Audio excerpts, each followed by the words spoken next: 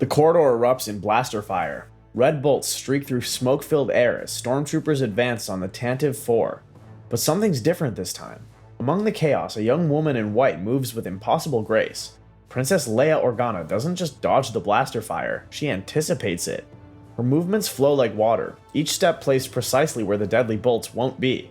The rebels around her fall one by one, but Leia remains untouched. Not luck. Something more.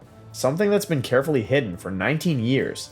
As Darth Vader's mechanical breathing fills the corridor, Leia's hand moves instinctively toward her hip. Not for a blaster, but for something that isn't there. Something she's trained with in secret but never dared carry in public. She catches herself, remembering her cover.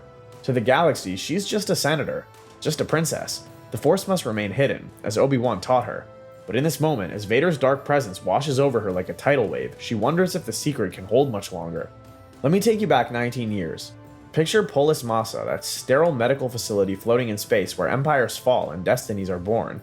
Padme Amidala lies dying, her life force fading as two infants take their first breaths. But here's where our timeline diverges from the one you know. Master Yoda closes his ancient eyes, reaching out through the Force to touch the twins' nascent minds. His ears twitch, a sign of surprise even Obi-Wan recognizes after years of training. The girl, stronger in the Force she is. The hope of the Jedi, in her it rests. Obi-Wan Kenobi, still haunted by his failure with Anakin, feels it too. Where Luke's presence in the Force is like a candle flame, steady but modest, Leia blazes like a star. The decision comes quickly, born of necessity and hope.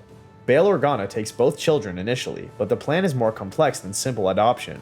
On Alderaan, in the palace's hidden chambers that once housed Jedi artifacts during the Clone Wars, young Leia begins her training at age 3. Obi-Wan visits in secret, disguised as a diplomatic attaché, teaching her to touch minds, to sense danger, to move objects with thought alone. By day, she's a princess learning statecraft. By night, she practices ancient Jedi forms with training remotes, her small hands gripping practice sabers while Bail Organa stands guard. The Senator of Alderaan becomes more than an adoptive father. He's her protector, the one who helps her hide her abilities from Imperial eyes. Meanwhile, on Tatooine, Luke Skywalker grows up exactly as his uncle Owen always hoped, a simple moisture farmer with no dreams of adventure. Without the Force calling to him, without that restless energy that pushed him to stare at twin sunsets, Luke finds contentment in the harsh desert life. He's good with machines, reliable, steady, normal. When his friends talk about joining the Imperial Academy, Luke shrugs. The farm needs him. That's enough. Before we move on, I'd like to ask you a small favor. If you're enjoying this content so far, please take a second to like this video and subscribe to the channel. Over 98% of you watch these videos without subscribing. Imagine what we could accomplish if everyone subscribed. We thank you all for your continued support. Now we return to that besieged Corvette above Tatooine. As stormtroopers close in, Leia makes a choice that changes everything. She doesn't just hide the Death Star plans in R2-D2, she imprints them with a Force Echo, a technique Obi-Wan taught her for desperate times. If the droid is destroyed, she will sense an impression of the data through the Force. When the stormtroopers burst through her door, something remarkable happens. Leia raises her hand, and the lead trooper's blaster hesitates. Just for a moment. His finger won't squeeze the trigger. You will take me to Lord Vader, unharmed. The trooper's helmet tilts slightly. Behind that white mask, his mind struggles against her influence. But there are too many of them, and Leia's training has limits. The moment breaks. Stun bolts fill the air. Later, in her cell on the Death Star, Leia doesn't wait for rescue. She's been reaching out through the Force since her capture, sending subtle pulses through the station's emotional currents. Fear, duty, boredom, and then, something familiar. A presence she knows like her own heartbeat. Ben, you came. Of course, young one, but I'm not alone. I brought interesting help. That's when she senses them. A cocky pilot whose thoughts buzz with surface emotions and a Wookiee whose loyalty runs deeper than oceans. Han Solo and Chewbacca, hired by the old hermit for a rescue mission they think is about money. When her cell door opens, it's not a small farm boy in stormtrooper armor who greets her, but a tall Corellian with a crooked grin. Somebody important, huh? Let's see if you're worth all this trouble, princess. The escape unfolds differently. Leia doesn't need anyone to tell her which corridors to take. She feels the paths through the Force, sensing stormtrooper movements before they appear. When they're cornered in the detention level, she's the one who blasts open the garage chute, having sensed the only route to survival. In the garbage chute, flyboy. But the crucial moment comes in the hangar. As Obi-Wan faces his former apprentice, Leia feels the shift in the Force like a thunderclap. Her mentor, her teacher, her secret father figure. He's going to sacrifice himself. No, Ben, we can both escape. My time has come, Leia. You are ready. Trust in the Force. Trust in yourself. When Vader's blade strikes Obi-Wan down, Leia's scream contains more than grief. It carries a force wave that staggers every stormtrooper in the hangar. Even Vader pauses, his helmet turning toward her with new interest. They escape, but everything has changed. In the Millennium Falcon's gun turret, fighting off TIE fighters, Leia doesn't rely on targeting computers. Her eyes close, hands moving by instinct, and every shot finds its mark. Han notices, of course. Han Solo always notices more than he lets on. "Nice shooting, Princess. Where'd a diplomat learn to handle guns like that?" "I had a good teacher." On Yavin 4, the Rebel Alliance prepares for their desperate assault on the Death Star, but their ace pilot isn't a farm boy recruited at the last minute. It's Princess Leia herself.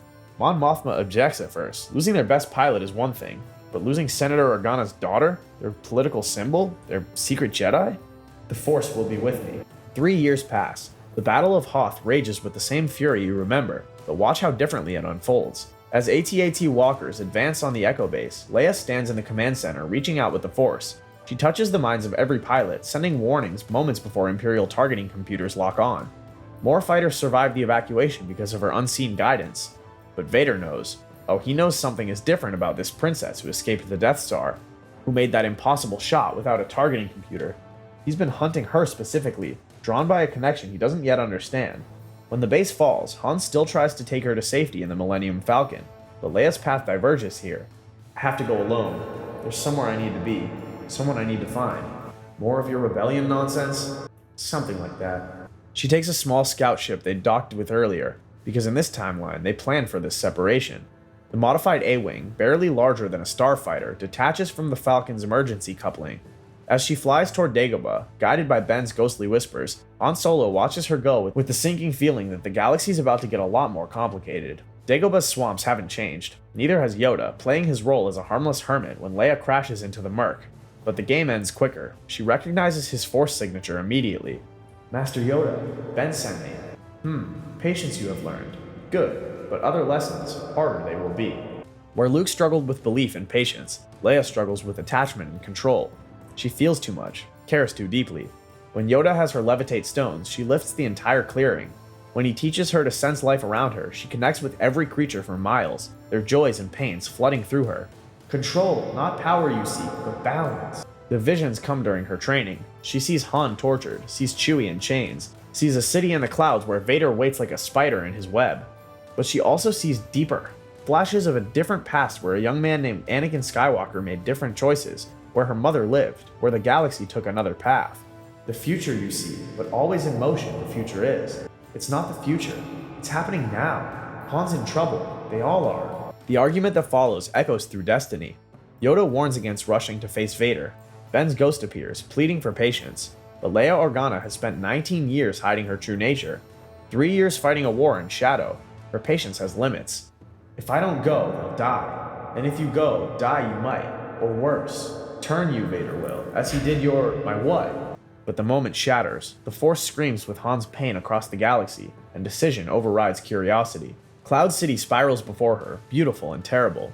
Leia lands her X-Wing with the same certainty that's guided her this far, following Force threads through the floating metropolis to where her friends suffer.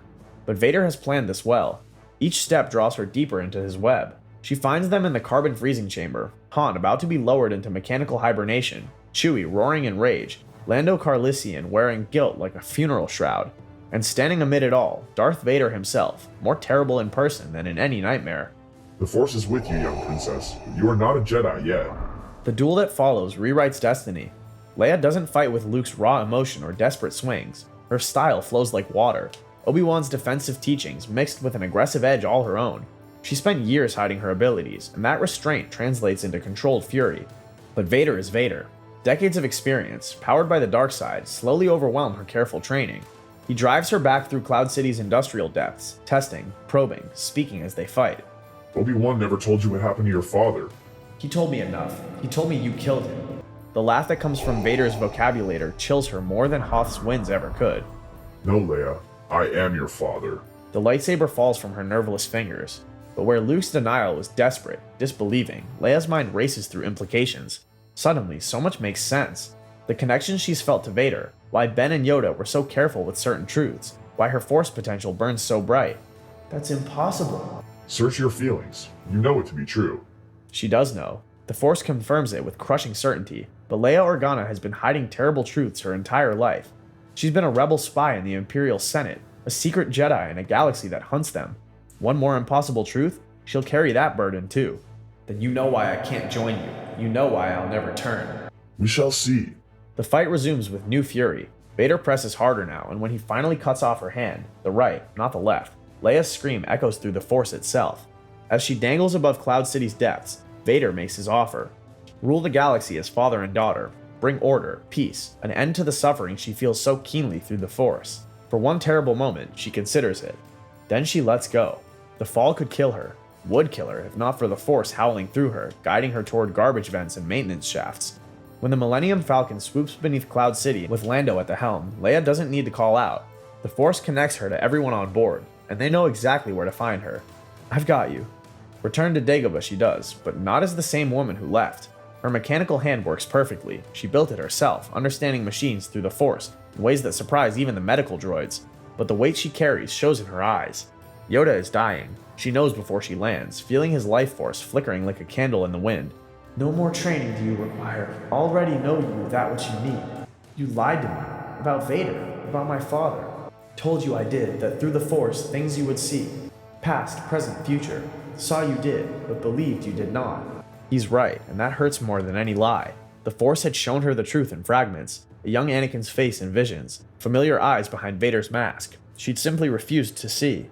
There is another Skywalker. Luke, my brother, the moisture farmer on Tatooine. Hidden he was, as were you, but different paths the Force chose. Watched over him Obi-Wan did, but no training he received. Safer he was, without the burden you carry. When Yoda becomes one with the Force, Leia doesn't weep. Jedi don't mourn the transformed. But she does sit in meditation for hours, feeling the shift in the galaxy's balance. She's the last now. The last Jedi in a galaxy that needs them more than ever. Building her new lightsaber takes weeks, not months. Not because the construction is difficult. She understands the crystal's song, the mechanical perfection required. She works with focused purpose because the galaxy won't wait. Each component carries weight. The hilt includes metal from Alderaan, saved from the debris field. The crystal comes from Ilum, retrieved during a secret mission that nearly killed her. When she finally ignites the blade, it turns green like Ben's, but with an inner fire all her own. The mission to rescue Han brings everything full circle. Back to Tatooine, where her journey began without her knowing. In Jabba's palace, she doesn't need a disguise as a bounty hunter. She walks through the front doors herself, Princess Leia Organa, last of the Jedi, and uses mind tricks that would make Obi-Wan proud. You will bring Captain Solo to me. But Jabba the Hutt hasn't survived centuries by being weak-minded. The trap springs and Leia finds herself in chains, not gold, but cortices weave that resists lightsabers. The Hutt knows what she is, has prepared for a Jedi's arrival. Your mind powers will not work on me, girl, but you will make excellent bait for your friends. He's right about that. Luke comes first, not as a would-be Jedi, but as a brother she's never met, drawn by family bonds he doesn't fully understand. He's older than the Luke you know, weathered by desert life, but with the same royal heart. When he sees her in chains, his farmer's pragmatism vanishes in protective fury. Let her go. The skiff battle over the Sarlacc unfolds with brutal efficiency. Leia doesn't wait for opportunities, she makes them. When chaos erupts, her chains become weapons. Cortices weave are not. The moment of Jabba's death comes not from desperate strangulation, but from focused force pressure, crushing his windpipe with telekinetic precision while her physical hands never touch him. You're my brother, my twin. He takes it better than she expected. Maybe without force sensitivity, impossible truths seem more possible. Or maybe he's always felt incomplete, missing a connection he couldn't name. Does that make me royalty? It makes you a Skywalker. That's complicated enough. The assault on the second Death Star brings prophecy to its culmination. Emperor Palpatine knows she's coming, has known since Vader first reported the Force-sensitive princess. The trap isn't just for the Rebel fleet, it's for her. Go to the moon, destroy the shield generator, I'll handle Vader. You mean we'll handle Vader. This is my fight, my destiny. If I don't come back, you'll come back. You always do. But they both know this time is different. She surrenders to Imperial forces on Endor, following the path the Force had laid out. Vader himself comes for her, and standing face to face with her father, knowing the truth now, she sees past the mask to the ruin beneath. The Emperor is expecting you. He believes you can be turned, that your compassion will be your downfall. And what do you believe, Father? The word hangs between them like a bridge across an abyss. When Vader finally speaks, his voice carries something almost like pain. I believe the Emperor underestimates Skywalker resolve. Your mother had it. You have it. Your brother has it. I had it once. You still have it. I can feel the conflict within you. Let me help you. It is too late for me, daughter. But she hears the doubt, plants the seed. Sometimes the smallest push can topple the mightiest towers. The throne room atop the Death Star exceeds her worst nightmares. Palpatine himself radiates darkness like a black hole in the Force, drawing all light to destruction. His yellow eyes gleam with malevolent joy as she approaches. "Welcome, young Organa. I've been expecting you." The duel begins not with lightsabers, but with words. Palpatine shows her the fleet battle outside, rebel ships dying in real time. He speaks of destiny, of power, of bringing order to chaos. Every word calculated to spark her anger. "You want me to strike you down. You feed on hatred." "Oh no, my dear, I want you to take your father's place, to become what he could not. The perfect synthesis of light and dark, compassion and control. You've hidden your true nature so long, pretending to be less than you are. I offer you the chance to be more." When she refuses, the lightning comes. Pain beyond description, dark side energy tearing through every nerve. But Leia has survived the destruction of Alderaan, felt billions die in an instant. She's carried impossible secrets, borne impossible truths. Pain is an old companion. "You will not turn me, and you will not win. Then you will die." Vader watches in silence as his master tortures his daughter, but something builds in him, a pressure neither Sith can initially sense. 20 years of buried humanity, sparked by one word: father. When he finally moves, it's with the same certainty that once made him the chosen one. Palpatine, focused on breaking Leia, doesn't sense the shift until too late. Vader lifts his master, lightning and all, and carries him to the reactor shaft. "No!" They fall together into nuclear fire. "No!" She reaches out with the Force, catching her father's broken form before he can follow his master into oblivion. She drags him back from the edge, pouring her own life force into keeping him stable. "Let me go. It is my time." "Not yet. Not when I just found you." Together they stumble toward the hangar, Leia supporting her father's weight both physically and through the Force.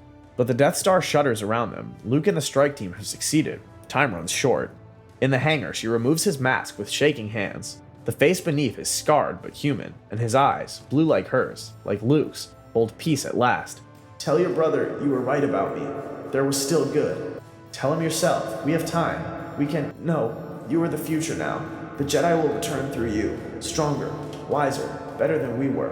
He dies with a smile, becoming one with the Force in a burst of light that heals as much as it hurts. Leia pilots their shuttle away from the exploding Death Star, carrying not a body, but a legacy. The celebration on Endor echoes across the galaxy. The Emperor dead, Vader redeemed, the Death Star destroyed.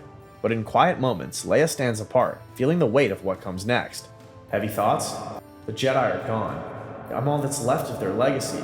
How do I rebuild something I barely understand? The same way you've done everything else, one step at a time, with help from your friends, from family. She smiles, feeling truth in his words. Around them, Force ghosts shimmer. Obi-Wan, Yoda, and yes, Anakin too, young and whole as he would have been. They nod approval before fading into cosmic light. Master Leia Organa, princess, senator, general, Jedi, turns back to the celebration. Tomorrow she'll begin recruiting Force sensitives, building a new order that learns from the old one's mistakes. She'll balance wisdom with compassion, strength with restraint. She'll face the challenge of being both warrior and diplomat, teacher and student. But tonight she celebrates with a smuggler who became a general, a Wookiee who's the truest friend anyone could have, and a brother she's only beginning to know. The Force sings around them, finally in balance, and the future stretches bright with possibility. The Last Jedi has become the first of many. The story begins anew. If you enjoyed this journey into the shadows of what might have been, remember to hit that subscribe button and join us for more explorations of the infinite possibilities within that galaxy far, far away. May the Force be with you, always.